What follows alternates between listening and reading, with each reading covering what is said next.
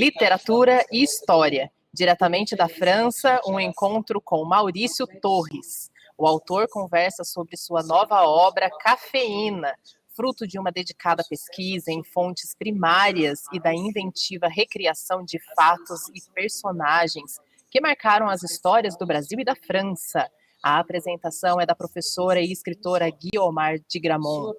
Essa atividade tem um oferecimento da editora Leia. Sejam bem-vindos. Muito obrigado, Obrigada, Keila. muito obrigada. Keila e Flipossos. Nós que agradecemos. Obrigado, Keila. Bom, eu queria começar, então, eu vou falar um pouquinho do Maurício, né? O Maurício é um carioca, né? Um jornalista carioca, está radicado em Paris há mais de 30 anos, né?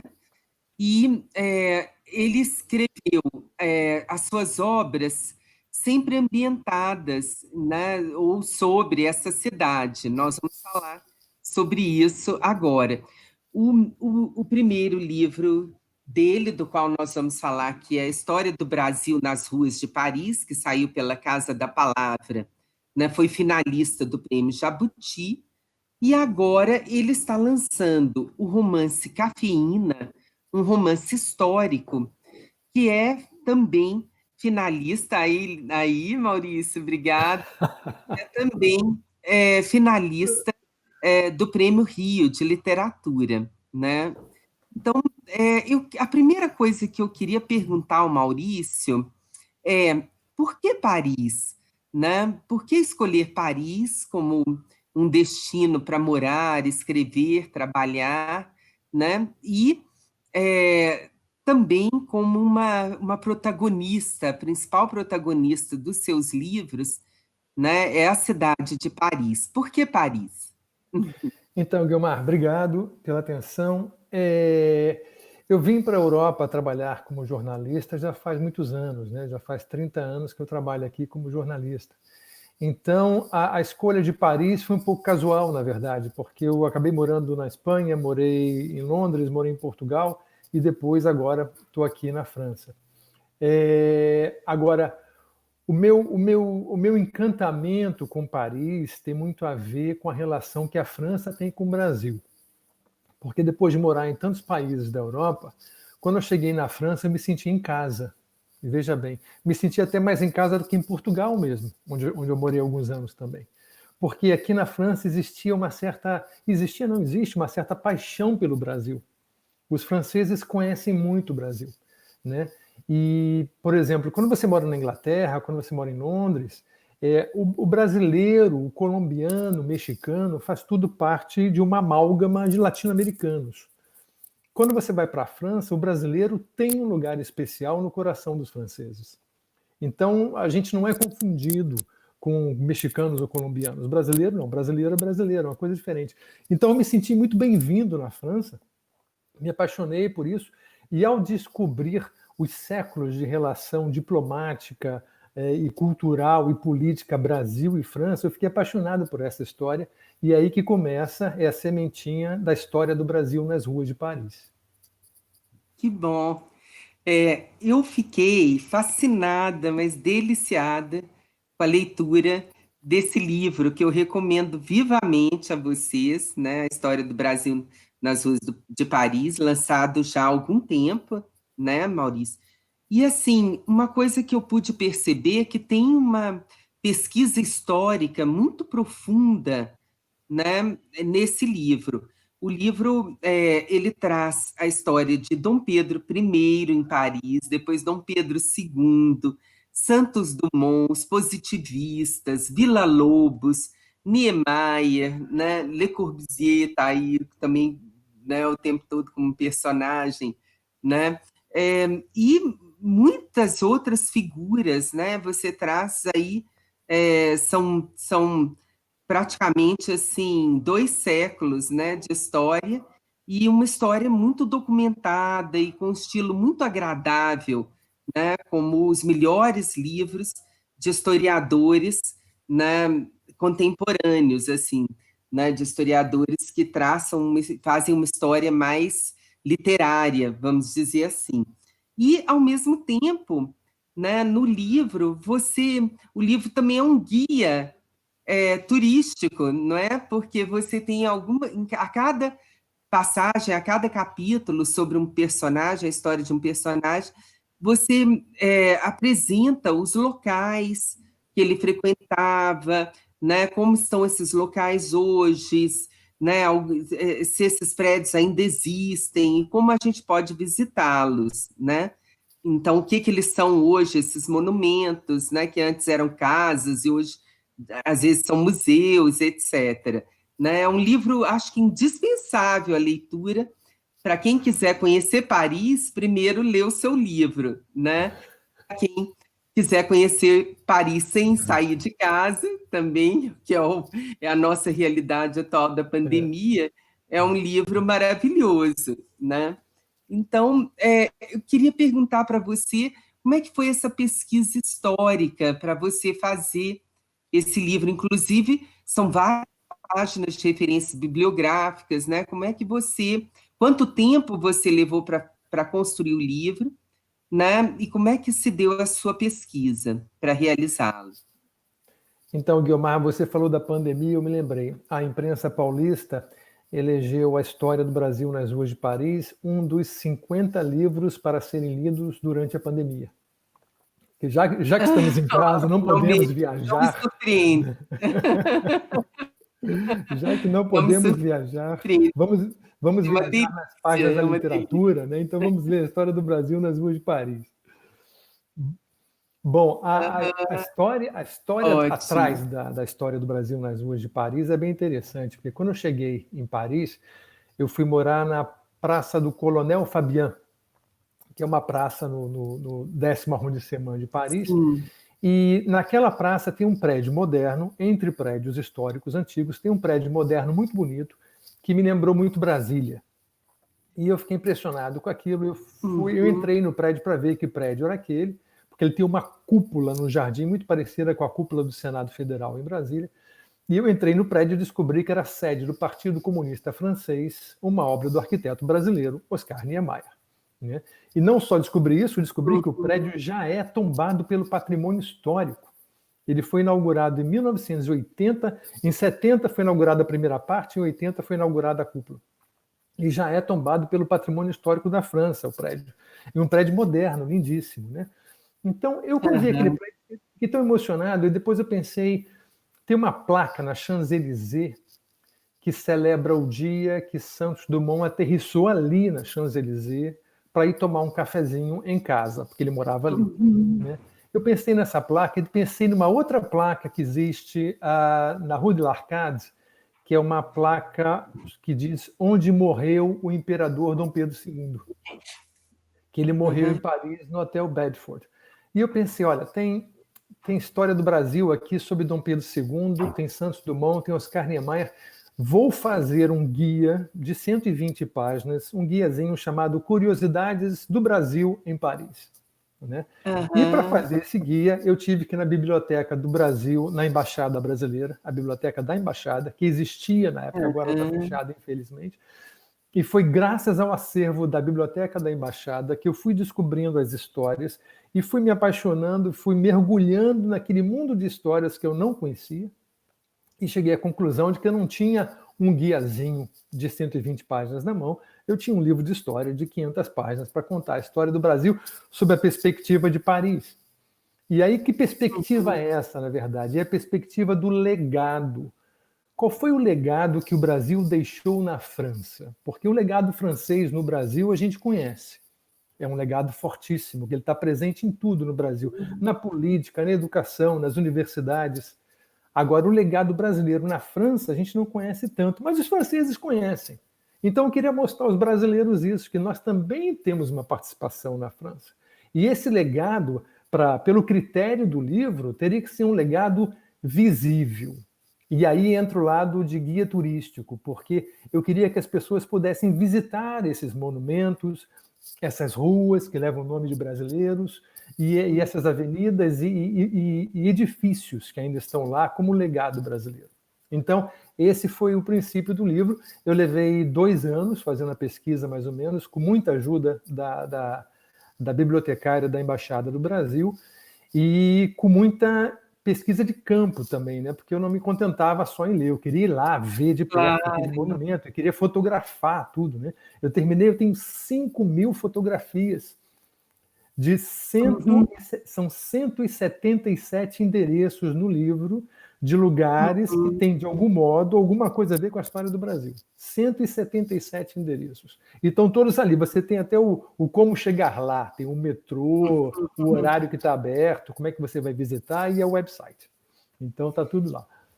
E uma coisa que me impressionou no livro também é como ele é agradável de ler.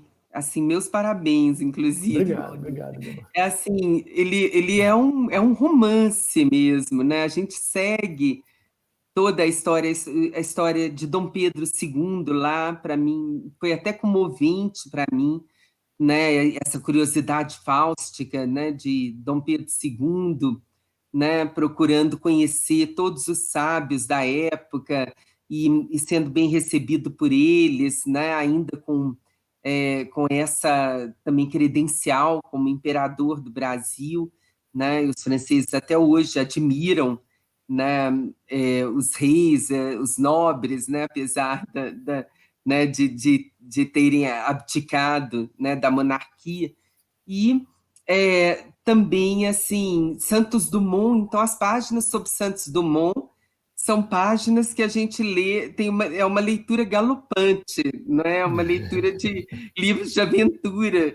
Assim, eu não imaginava que Santos Dumont tinha caído tantas vezes em dirigíveis, e assim, ele caía de um dirigível, ele já sacudia a poeira, ele já estava construindo um outro, né? E essa é a tônica do livro todo, a gente segue esses personagens, se apaixona por eles, é uma delícia saber que eles são brasileiros, e mais, né, que eles, né, ou no caso dos reis de Portugal, né, no caso de Dom Pedro I, pelo menos, né, brasileiros de coração, né, mas que eles encantaram Paris também, eles foram figuras que conquistaram Paris, e os franceses, de alguma forma, e foram conquistados pela França, né? São todos eles francófilos, né?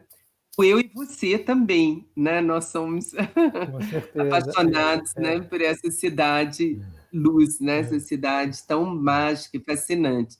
E eu queria saber, assim, na redação do romance, você construiu em várias versões do romance. Olha como eu estou falando, é um livro de história e eu estou tratando já como um romance. Mas a história do Brasil nas ruas de Paris. Você trabalhou várias versões, você construiu esse livro com leitores opinando. Como é que foi a construção, essa redação final, para fazer com que o livro seja tão delicioso assim de ler, né? Guiomar, eu acho que eu dei muita sorte, porque foi o meu primeiro livro e eu comecei a escrever o livro sem ter nenhum contato com nenhuma editora brasileira. Eu decidi que eu ia escrever aquilo que eu queria escrever. Eu queria escrever aquilo que eu gostaria de encontrar na livraria, né? E quando eu terminei o livro, eu só tinha uma editora na cabeça, que era a Casa da Palavra. Porque eu conhecia já de algum tempo o pessoal da Casa da Palavra, e eu conhecia o catálogo deles, que era muito parecido com aquilo que eu tinha escrito. Então, depois eu entrei em contato direto com eles, e foi um recorde, porque o livro foi apresentado em janeiro, e em março já tinha dado o ok. Foi assim, 3 meses, estava tudo certo com a publicação do livro, e aí a gente passou 6 meses de produção, o livro foi lançado em setembro. Mas eu cheguei a mostrar um capítulo ou outro para um amigo, assim, mas eu confesso a você que eu estava muito tateando no escuro, porque morando na Europa há tantos anos, eu estava meio sem referência do que se fazia no Brasil nesse sentido. E talvez isso tenha jogado a meu favor, porque eu não tive nenhuma referência, não tive nenhuma preocupação. Eu fiz aquilo que eu queria fazer. E eu acho que se eu já tivesse lido na época Laurentino Gomes, por exemplo, eu ia ficar preocupado. Pô, nossa, o Laurentino é fera, o Laurentino é maravilhoso. Eu não vou conseguir escrever como Laurentino, né? Eu ainda não tinha lido Laurentino. Então, eu fiquei muito livre para fazer o que eu queria. E eu acho que foi isso que deu certo. E sem dúvida é um livro que lembro do Laurentino nesse sentido, assim, de, né, os personagens cativam a gente, as histórias são apresentadas em sequência, numa sequência quase como um folhetim mesmo, né? E verdadeiras, com personagens verdadeiros, né?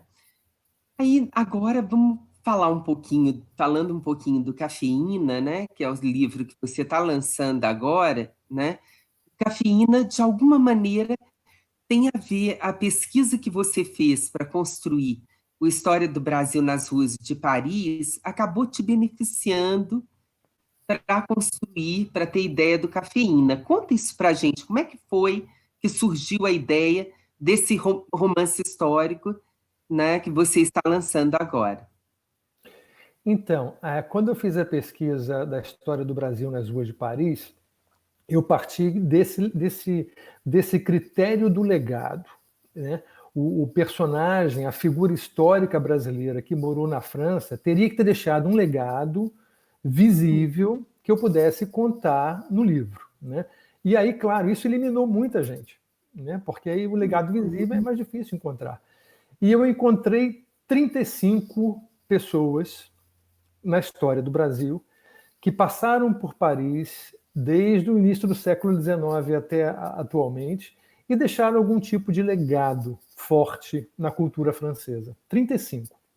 É claro que eu não podia usar os 35 no livro, ficaria demais, então eu fiz uma seleção criteriosa e peguei só aqueles que eram mais fortes, mais impactantes e mais conhecidos do leitor brasileiro, que era Dom Pedro I, Dom Pedro II, Santos Dumont, Villa-Lobos, Lúcio Costa, Oscar Niemeyer e os positivistas. Agora, desses 35 que eu eliminei, sobraram 28, e nesses 28 tinha um barão do café brasileiro do século XIX que tinha construído uma torrefação de café gigantesca em Paris, um prédio lindíssimo, tombado pelo patrimônio histórico, que está de pé até hoje e funciona hoje como centro cultural. É o Centro Cultural de Levallois-Perret, no subúrbio de Paris. O Levallois-Perret é essa municipalidade da periferia de Paris. E esse prédio é lindíssimo. Eu queria contar a história desse prédio na história do Brasil nas ruas de Paris. Mas o barão que o construiu, ele não tinha participação política no Brasil. E, por conta disso, o nome dele não existe na historiografia brasileira. Existe, assim, como uma referência muito longínqua, sem muita importância. Ele era simplesmente um barão milionário, escravagista, barão do café, do Vale do Paraíba, que morava no Rio de Janeiro, onde tinha o seu palacete no Rio de Janeiro, mas ele não tinha envolvimento direto com a política. Então, eu descobri tudo que eu podia dele, do pouco que havia, e sobraram muitas lacunas. Mas essas lacunas acabam sendo um presente, né, para um romancista, não é? Porque aí você pode criar com mais liberdade. Exato. Foi aí que eu tirei o chapéu de jornalista e botei o chapéu de romancista, para preencher essas lacunas. Eu falei, bom, eu vou contar a história desse barão num romance histórico, mas é uma ficção. Né? Ele é inspirado na vida dele, mas eu tive a liberdade de trocar as coisas. Agora, claro, ele foi contemporâneo e ele frequentou a casa da princesa Isabel em Paris, por exemplo. A princesa Isabel, que era exilada política em Paris. Então, a princesa Isabel lá entra no romance Cafeína como figurante. Né?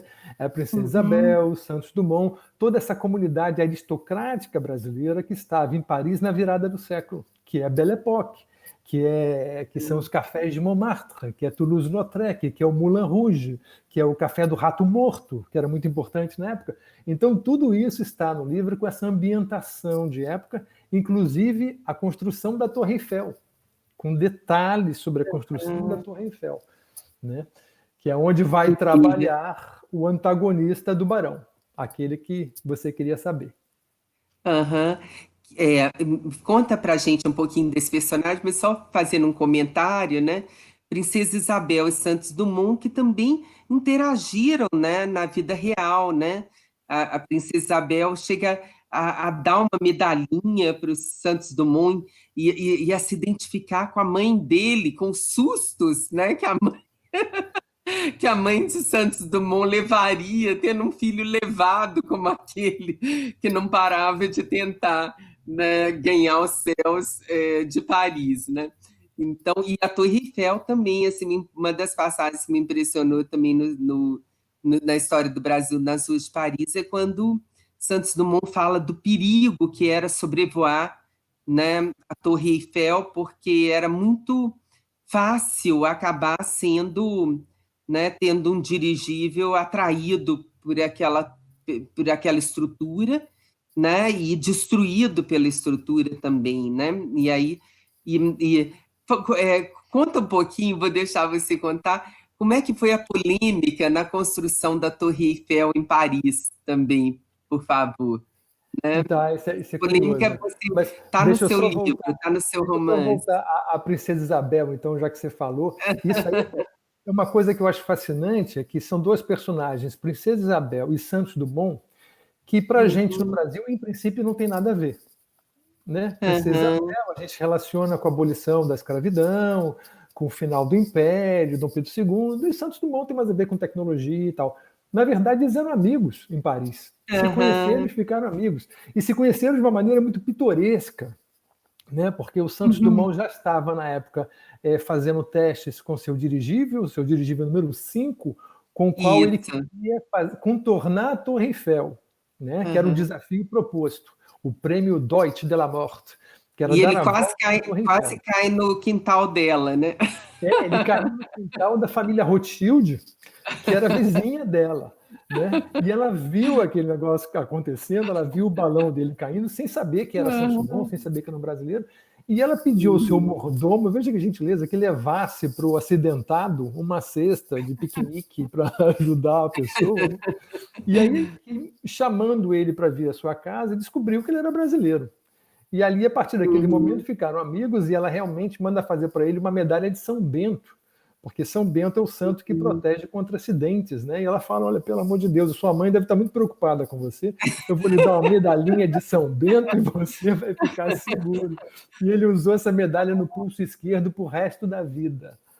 Né? Sempre muito bem protegido por São Bento. São Bento funcionou, porque realmente ele passa poucas e boas e tem uma sorte incrível ali, né? É verdade, Mas é verdade. aí fala da construção da Torre Eiffel, então, em Paris, contando a história do seu personagem, né? Então, a construção, a torre foi...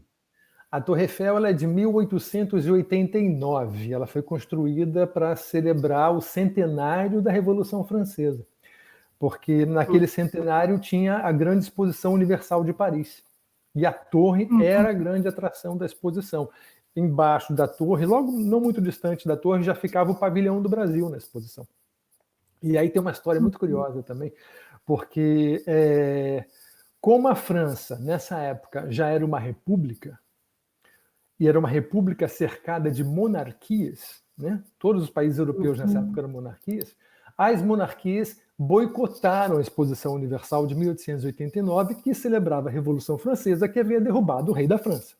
Né? Isso politicamente faz sentido. Mas como Dom Pedro II era um francófilo, apaixonado pela França e pela cultura, ele fez questão que o Brasil, uma monarquia, tivesse o seu pavilhão na feira de 1889. Né? Então ela está lá, o pavilhão do Brasil é um pavilhão muito bonito e ele faz parte da feira. Agora, a construção da torre, ela levou menos de um ano e ela não tem nenhuma solda. Isso é uma coisa que você descobre nas pesquisas. Né? Você pensa que aquela torre é soldada, né? Na verdade ela não é soldada, ela é feita com rebites. Né? E são centenas de milhares de rebites, as peças inteiras eram trazidas de Levallois-Perret, onde ficava o ateliê do Gustavo Eiffel, né, a oficina dele, e ali as peças eram colocadas, eram juntadas como se fosse um Lego mesmo, sabe? Com rebites. E nesses rebites haviam turmas de trabalhadores, que eram 4 operários, sempre 4 operários que faziam rodízio e a torre ia subindo, e A grande maioria desses operários eram franceses, mas havia também muitos espanhóis e italianos. E muitos deles já com consciência de classe, com consciência política, com consciência anarquista. E é por isso que, durante a construção da torre, há greve 2 vezes. A torre para, a construção para, porque os operários entram em greve. E um dos argumentos para entrar em greve é muito curioso, que eles falam: quanto mais alta a torre, maior deve ser o salário. Então, cada vez que subia mais uns 20 Não metros... mudaram nada os trabalhadores de Paris. Eles queriam mais um pouco de aumento salarial. E aí o Gustavo Eiffel falou para eles: olha, se você cair de 50 metros ou cair de 150 metros, não faz a menor diferença. Mas eles conseguiram, na primeira greve, eles conseguiram um aumento salarial, que foi importante. Na segunda greve, não. Na segunda greve, o Gustavo Eiffel bateu o pé e não permitiu o aumento. Agora, tudo isso você tem, não na história do Brasil, nas ruas de Paris, mas em Cafeína, onde eu conto a história da construção da torre, eu conto a história das greves, com a participação de um brasileiro, que é o Tino, que é o nosso personagem pobre, que ele é o antagonista do Barão Rico, e o Tino está em Paris, fugindo de um crime que ele teria cometido no Brasil, mas é uma coisa que ninguém sabe ao certo.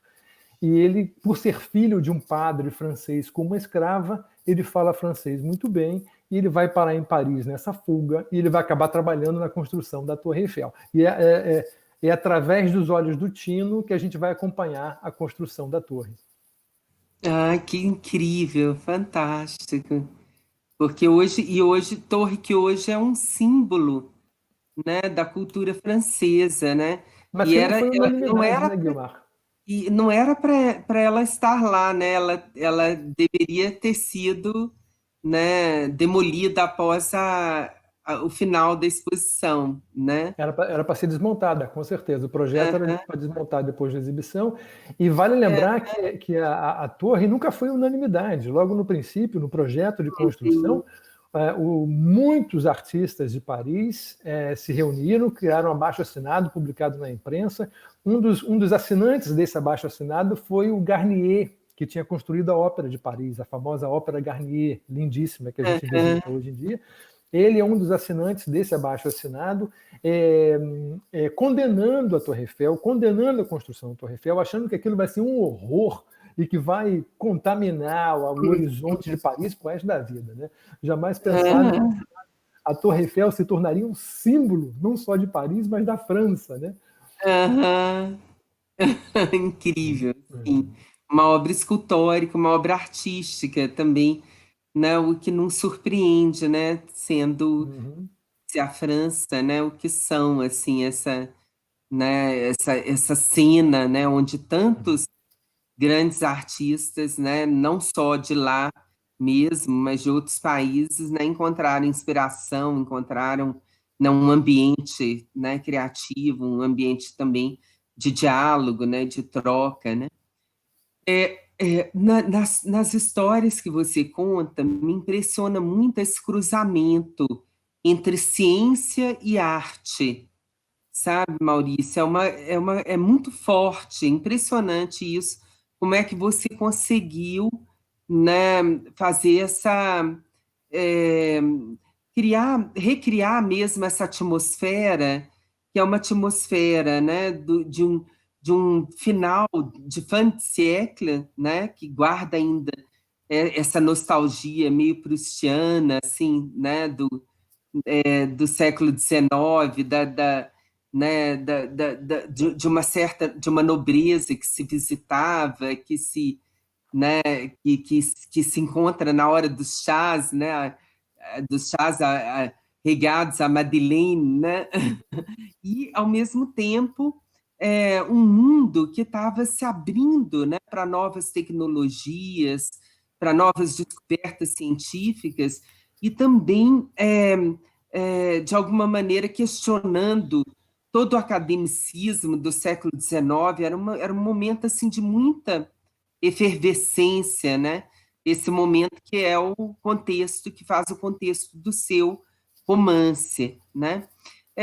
Fala um pouquinho para a gente disso, assim, e como relacionar isso, né? como o olhar desses brasileiros que você trouxe para visitar essa Paris Belle Époque, né, revela essa Paris, né? Aparece Guilmar, nos seus livros. isso que você disse aí é muito importante, sobretudo politicamente, na situação em que a gente está hoje. Porque quando a gente fala em arte e ciência e tecnologia, a gente tem que falar também em mecenato, em patrocínio, em apoio do Sim. Estado, ou em apoio de quem quer que seja, né? O que acontece na Belle Époque francesa é a consequência da tradição do mecenato francês. Então, a gente é normal você patrocinar um artista, é normal você apoiar financeiramente um cientista. E a consequência disso é a evolução estética, é a evolução tecnológica. Tudo avança, tudo começa a florir, né? Então, acho que essa é uma situação que a gente está vivendo agora no Brasil, que é muito delicada. Importantíssimo nós estarmos falando disso no dia das eleições, né? No dia Exatamente, 15 de exatamente. novembro, né? Dia das eleições no Brasil, né? Em como estão sendo sucateados aqui a educação, né? A cultura, né? Todas as formas, né? De mecenato que foram criados nos últimos anos e que estão agora sendo praticamente assim, né? Destruídas, né? Desconstruídas completamente por esse novo governo. Então, eu acho que a gente tem que olhar. Não adianta a gente escrever livro de história ou escrever romance histórico sem que isso nos faça refletir sobre o momento presente. A minha perspectiva histórica é sempre essa: tem que ter uma relação com o que está acontecendo agora, né? E eu acho que se você olhar, nos dois livros tem isso, se você olhar o desenvolvimento tecnológico da França, o desenvolvimento artístico, está muito ligado com o apoio que artistas e cientistas recebiam do Estado ou apoio privado também, que acontecia. Agora, como é que naquele momento isso vai influenciar o Brasil? Dom Pedro II era muito influenciado por esse pensamento francês. E é ele que vai começar a pagar os bolsistas brasileiros do seu bolso. Como eu digo no livro, Dom Pedro II era o CNPq da época. Eu achei isso lindo, como ele, né, ele financiou estudantes brasileiros para ficarem em Paris, né, se aprimorando, né, para voltar ao Brasil e contribuir com o país, né? E não só, eu estou aqui em Ouro Preto, né? A nossa universidade foi criada pelo Henri Gorsec, que é um francês convidado pelo imperador Dom Pedro II, né? Um francês que foi aluno de Pasteur, né? De personagens que estão no seu livro, né? E que veio para criar uma escola de minas e metalurgia em Ouro Preto, né? Convidado por Dom Pedro, porque ele sonhava com o desenvolvimento do Brasil e ele via esse desenvolvimento como um resultado, né, do desenvolvimento tecnológico, do saber, da ciência, né? Ele via realmente assim tudo isso muito ligado, né? Ele tinha essa consciência, né, que era uma consciência futurista e que no seu tempo e que hoje é impressionante como a gente está vendo desmantelada, né? Pois é. E eu gosto de lembrar isso, Guilmar. Eu gosto de lembrar, por exemplo, que a primeira mulher brasileira a se formar em medicina se formou em Nova York graças a Dom Pedro II. Era uma chamada bolsista do imperador, como todos eram chamados, bolsistas do imperador, né? E você fala de ciência e tecnologia, e aí tem um aspecto importantíssimo. Não existe instituto francês mais famoso no mundo do que o Instituto Pasteur. On est d'accord? Estamos de acordo aí, né? O Instituto Pasteur, claro, né? Eles colecionam um prêmio Nobel. Se eu não me engano, já estão no 3º prêmio Nobel, inclusive pela descoberta do vírus da AIDS, né? Eles descobriram o vírus da AIDS. Instituto Pasteur. Como é que o Instituto Pasteur foi fundado? O Pasteur mesmo, o cientista, que era químico, não era médico, ele era químico, ele era monarquista. E por ser monarquista, ele não tinha o apoio oficial do governo francês, que era republicano, nessa época. Né? Além disso, ele era amigo pessoal do ex-imperador, o Napoleão III, que tinha sido destronado, que era exilado político, estava morando na Inglaterra.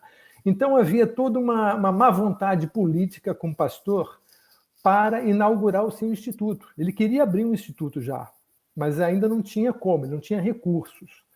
Então ele vai pedir o mecenato, ele vai pedir o patrocínio para inaugurar o Instituto Pasteur a 4 aristocratas.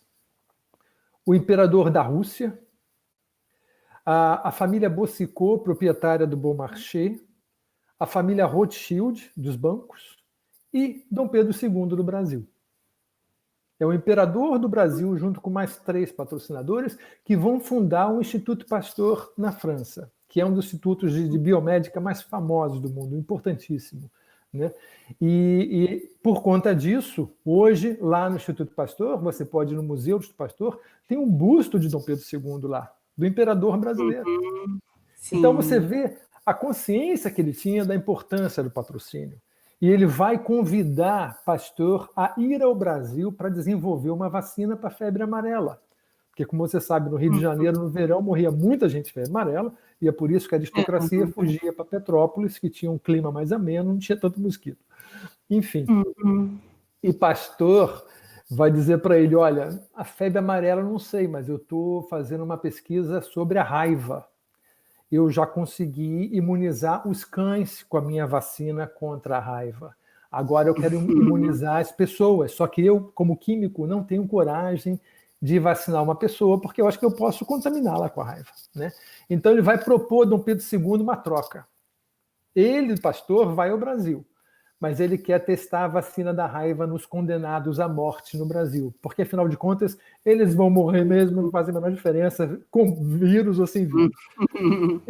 E aí que Dom Pedro II tem que explicar para ele, por carta, dizendo, meu caro amigo, você me desculpe, mas a pena de morte no Brasil é, com perdão do trocadilho, letra morta.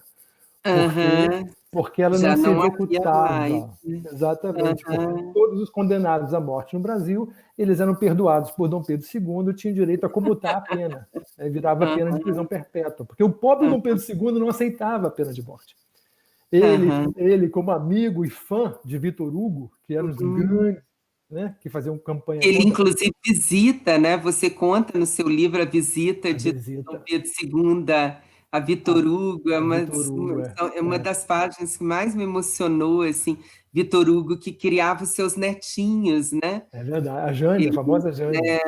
Ele perdeu a filha, perdeu, né, a filha e o genro, então criava seus netinhos. Muito emocionante essa passagem assim, da amizade de Vitor Hugo.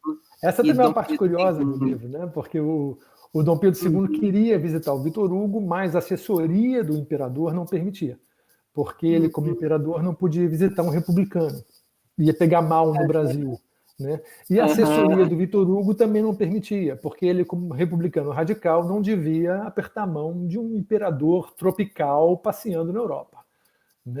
Então, não houve acordo ali entre as duas assessorias, não poderia haver um encontro formal, oficial, entre os dois homens. E é por isso que Dom Pedro II se disfarçou, saiu do hotel sozinho, discretamente, foi até a casa do Vitor Hugo, que morava em Clichy, um apartamento, bateu na porta do apartamento e Vitor Hugo abre a porta e olha para aquele senhor de 1,90 m, de barbas brancas, e pergunta quem é o senhor. E ele diz, eu sou Dom Pedro, imperador do Brasil, mas eu vim aqui como Pedro de Alcântara, leitor de Vitor Hugo. Ele só queria isso. Né? Ele só queria um autógrafo daquele grande escritor. Né? E os dois passaram a manhã juntos num encontro magnífico, que ficaram muito amigos depois disso. Né? Ao ponto que Vitor Hugo vai dizer mais tarde, Dom Pedro II, o grande cidadão. Né? Não o grande monarca, mas o grande cidadão, no sentido de o grande republicano, né? O cidadão da república. Né? Até porque o próprio Dom Pedro II falava, né? Se ele pudesse voltar ao Brasil depois da proclamação da república, ele voltaria como presidente da república sem problema. Ele gostava da ideia. E Vitor Hugo, nesse momento, é o maior escritor do seu tempo, né? Com Assim, certeza. inclusive, tenho redescoberto a poesia de Vitor Hugo, fascinada. É uma poesia também, é tão forte a prosa quanto a poesia de Vitor Hugo, né? Mas vou retomar Pasteur, porque a gente acabou não contando como que ele testou a vacina, né? Você conta no seu livro, né, que acabou sendo em um menino, não é? É verdade, Então, conta verdade. isso para a gente, só Como, para terminar essa história do pastel. Como não houve acordo entre Dom Pedro II e o Pasteur, continuaram amigos, mas não houve acordo. O Pasteur não foi ao Brasil pesquisar nem a vacina da febre amarela, nem a vacina da raiva, mas ele, por acaso, um dia, trabalhando no laboratório, recebeu a visita de uma mãe desesperada, cujo filho, um menino de 10 anos, tinha sido mordido por um cachorro visivelmente raivoso. E aí, naquela época, se isso acontecesse, era sentença de morte. Né? Ela sabia que o filho ia morrer, não tem jeito. É uma doença que não tem jeito. E aí ela oferece o filho como cobaia. Imagina, a mamãe ofereceu o filho como cobaia ao pastor, falou assim, olha, eu vi dizer que o senhor tem uma vacina. Ele falou, olha, a vacina é para cachorro, não é para gente, mas vamos tentar, né? Já que ele vai morrer mesmo. Então ele tenta, o menino se chamava Joseph Meister, e ele entrou para a história da medicina como a primeira pessoa a ser salva da raiva por causa da vacina, pela vacina anti-raiva do Pasteur. E depois fizeram uma estátua dele, que tem uma estátua dele sendo mordido pelo cão, lá no jardim do Museu Pasteur. No mesmo lugar que você, leitor, pode ver o busto de Dom Pedro II. Lindo, é linda essa história.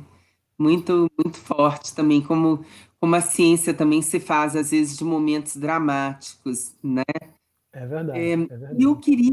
eu queria que você falasse no Cafeína, você não faz referência, a sinopse não faz referência a personagens femininas, mas conta um pouquinho para a gente, né, sobre essa interação dos seus personagens com mulheres, né, no seu livro, né, por favor.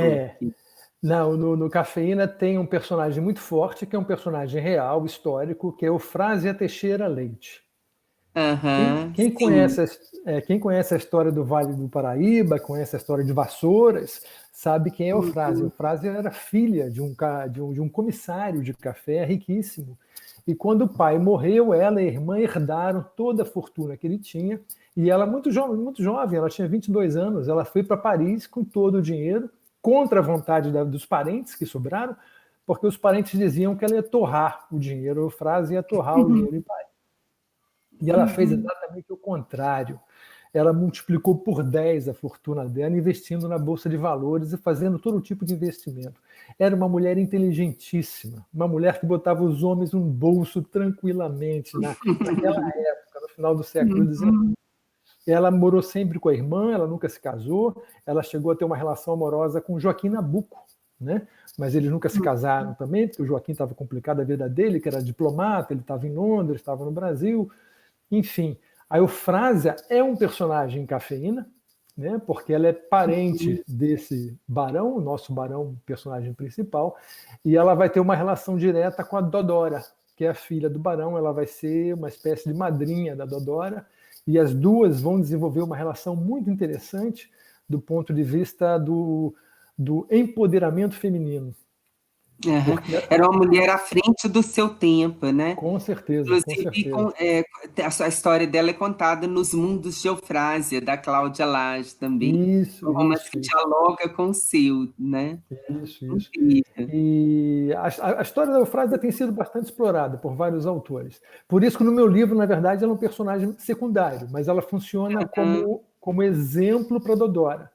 E a Dodora vai se espelhar na Eufrásia para se tornar a mulher poderosa que ela vai se tornando no decorrer do livro, né? A filha do barão. Que bom. Eu queria te pedir agora para você ler um trecho, então, do seu romance, Maurício. E, enquanto isso, né, quem quiser fazer alguma pergunta, né, pensa aí e mande uma pergunta aí para a gente, que a gente ainda tem alguns minutinhos, né? Por favor, então. Com muito prazer, Guilmar. Vou ler uma página aqui do Cafeína, meu primeiro romance histórico. Vamos lá. Ops. Aqui, deixa eu só. Muito bem. Vamos lá. Cafeína, capítulo 2. Um pequeno grão oval, escuro, com uma fenda vertical, como o sexo de uma mulher. A vulva que pariu um império. Grão da fruta vermelha que, por falta de nome melhor, por casual semelhança, chama-se cereja. Como podia aquela semente tão pequena, envolta numa polpa fina e sem sabor, sustentar há mais de meio século toda uma nação? Plantada em colinas férteis, recém-desmatadas, a planta leva anos para se desenvolver, fazendo rebentar a fruta que será derriçada pelas mãos calejadas dos escravos. Despolpados, os grãos são lavados, secados, descascados. Ali já é verde o ouro brasileiro, ensacado e montado em mulas que o transportam até a estação. De lá, o trem o leva ao porto, onde é carregado por estivadores, embarcado em navios que atravessam o oceano. Do outro lado, é desembarcado, transportado, desensacado, torrado, vendido, moído, infundido, transformando-se naquele líquido negro e amargo que agora fumega na xícara de Antônio Lopes Carvalho, sentado à mesa de um café em Paris. Líquido negro que viciou o mundo, reflete Carvalho, recusando o açúcar que lhe oferece o garçom. Jamais país algum lançou as bases do seu progresso com dois produtos tão irrelevantes se levadas em conta as necessidades humanas. O brasão de armas do Império já o comprovava. Ramos de tabaco e café. Barão ou visconde algum, por maior que fosse a sua produção, poderia ter o ramo de café ou de tabaco no seu brasão. Eram exclusividades do imperador, cujo poder se sustentava na sofreguidão do mundo por um cigarro e um cafezinho. É isso aí, Guilmar. Ótimo, obrigada. Nós temos alguma pergunta, Keila? Keila está aí. Hã? Temos alguma pergunta? Bom, eu queria então que você contasse. Keila apareceu aqui para nós. Chegou a Keila. Temos alguma questão?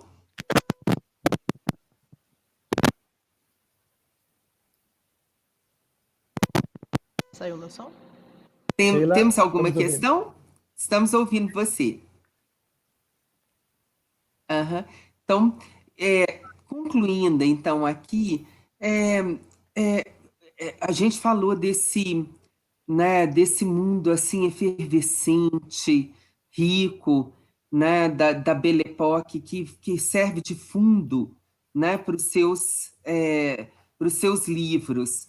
E eu queria te perguntar, Maurício, ao final de tudo, né, assim, que filosofia que você tiraria, que você poderia dizer para nós, assim, que mensagem que poderia ficar dessa passagem dos brasileiros por Paris, né? Inclusive dos brasileiros como seus personagens no livro Cafeína. O que você diria que poderia ficar para nós como uma grande conclusão, vamos dizer assim, né, dessa interação entre os brasileiros e a França, assim, né, que é também uma retomada da sua experiência pessoal como alguém, né, que viveu na França praticamente toda a sua vida, né?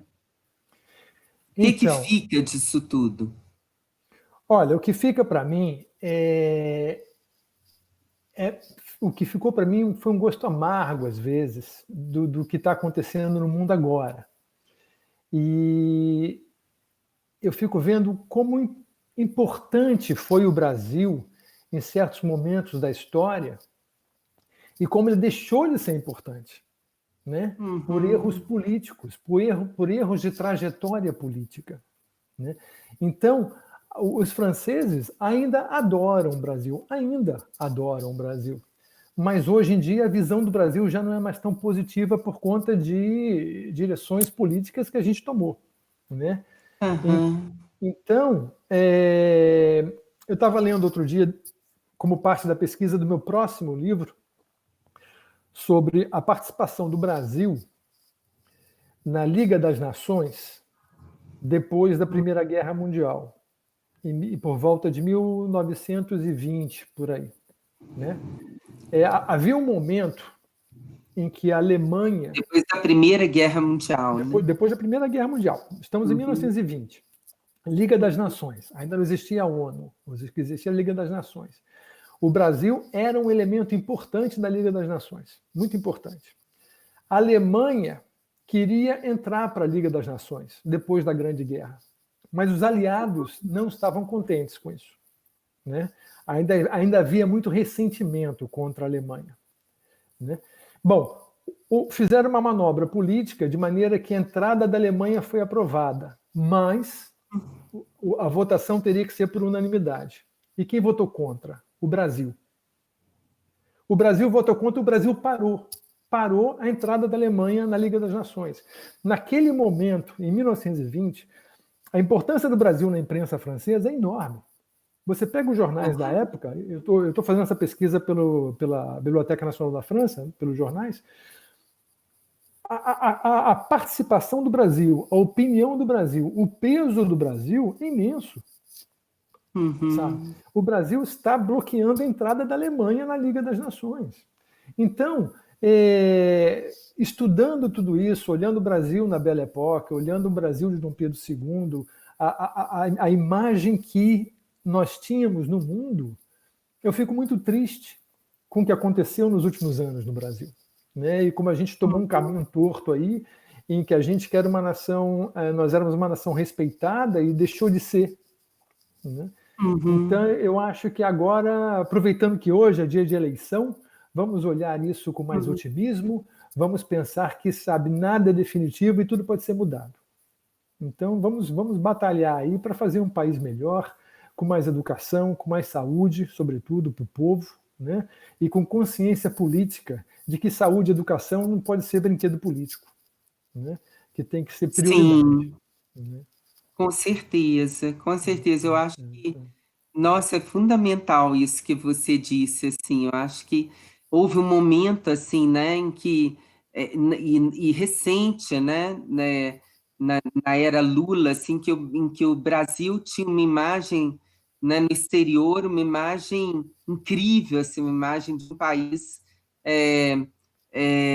que estava, assim, alcançando, né, patamares de desenvolvimento, né, cultural, social, né, político, que só os países com histórias muito mais longas do que a nossa, né, histórias milenares, haviam alcançado. E nós, de alguma maneira, foi como se a gente batesse a porta, né, diante desse momento glorioso, e, de uma hora para outra, a gente recusasse, né, fazer parte desse momento histórico de desenvolvimento cultural, social, científico, né, político. Eu acho que houve assim, um grande retrocesso, né, e a gente precisa lutar para que esse retrocesso não se perpetue, né, não continue. Né? É interessante que tem um paralelo aí, talvez, um pouco com os Estados Unidos também. O Veríssimo falou isso um dia, eu achei bem interessante. O Veríssimo disse, toda vez que você tem avanço social e político, logo depois você tem um retrocesso reacionário. Né? E a eleição do Trump nos Estados Unidos foi esse retrocesso contra os 8 anos de avanço do Obama. Né? Então você teve lá nos Estados Unidos o Obama, que fez vários avanços, inclusive na área de saúde, que foi muito importante para os americanos. E o que você tem depois dele? Um Trump, né, que faz todo esse retrocesso. Então acho que no Brasil a gente passou um paralelo muito parecido com isso, né, de você ter mais de 10 anos de políticas progressistas, né, que foram extremamente positivas, sobretudo na saúde e na educação da população. E aí você tem um retrocesso desse absurdo, né? Isso inclusive nos valores, né? Progressistas nos valores também sociais, né? na aceitação das diferenças de gênero, né, na inclusão, né, social, assim, né, tanto né, na tolerância, né, às diferenças étnicas, quanto de gênero, quanto de cultura, né, e de repente a gente tem tudo isso jogado por terra, né? Esperemos, nós dois comungamos aí nesse desejo, né, de que o Brasil veja dias melhores, né, como esses que estão retratados, E né, hoje é nos dia de eleição. belos livros, né? E então, conta para a gente, só para terminar, como a gente pode encontrar os dois livros, né? Por favor, Maurício. E estamos terminando aí, só esse último, né, essa última dica aí para nós, por favor. Então, Guilmar, gente, a história do Brasil nas ruas de Paris e o meu romance Cafeína estão à venda nas grandes livrarias brasileiras em todas as capitais.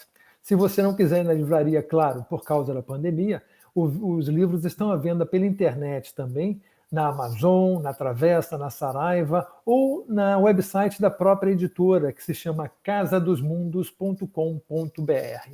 casadosmundos.com.br. Lá estão todos os meus livros.